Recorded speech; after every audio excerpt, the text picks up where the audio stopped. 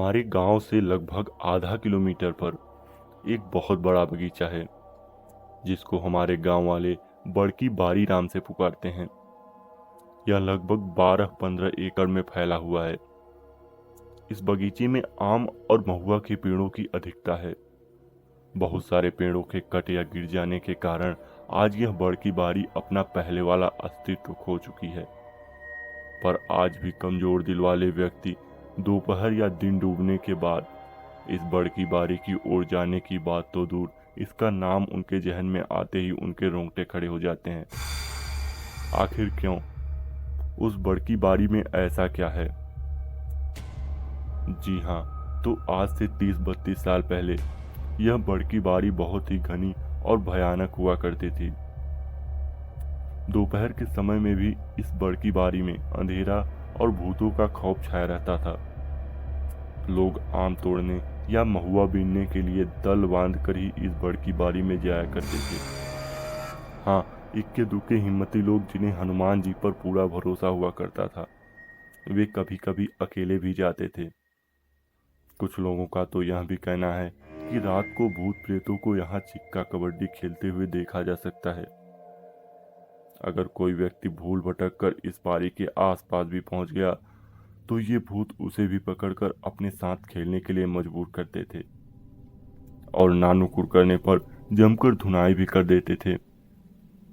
और उस व्यक्ति को तब छोड़ते थे जब वह कबूल करता था कि वह भांग गांजा आदि उन लोगों को भेंट करेगा।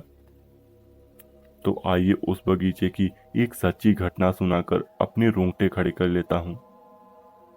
उस बगीचे में मेरे भी बहुत सारे पेड़ हुआ करते थे। एक बार हमारे दादाजी ने आम के मौसम में आमों की रखवाली का जिम्मा गांव के ही एक व्यक्ति को दे दिया था, लेकिन कहीं से दादाजी को पता चला कि वह रखवारा ही रात को 1-2 लोगों के साथ मिलकर आम तोड़ लेता है। एक दिन हमारे दादाजी ने छिपकर सही और गलत का पता लगाना चाहा। रात को खा पीकर एक लाठी और बैटरी टॉर्च लेकर हमारे दादाजी उस भयानक भूतों के साम्राज्य वाले बारी में पहुंचे। उनको कोने वाले पेड़ के नीचे एक व्यक्ति दिखाई दिया। दादाजी दादाजी को लगा कि ये वही व्यक्ति है जो आम तोड़ लेता है। दादाजी ने ना आओ देखा ना ताव और उस व्यक्ति को पकड़ने के लिए लगे दौड़ने। वह व्यक्ति लगा भागने।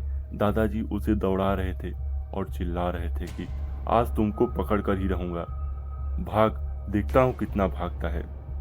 अचानक वह व्यक्ति उस बारी में ही स्थित एक बर के पेड़ के पास पहुंचकर भयंकर और विकराल रूप में आ गया।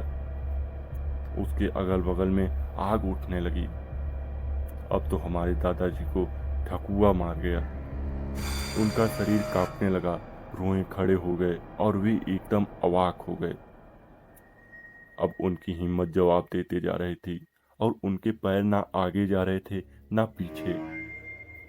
लगभग 2-3 मिनट तक बेसुध खड़ा रहने के बाद थोड़ी सी हिम्मत करके हनुमान चालीसा का पाठ करते हुए वे धीरे धीरे पीछे हटने लगे।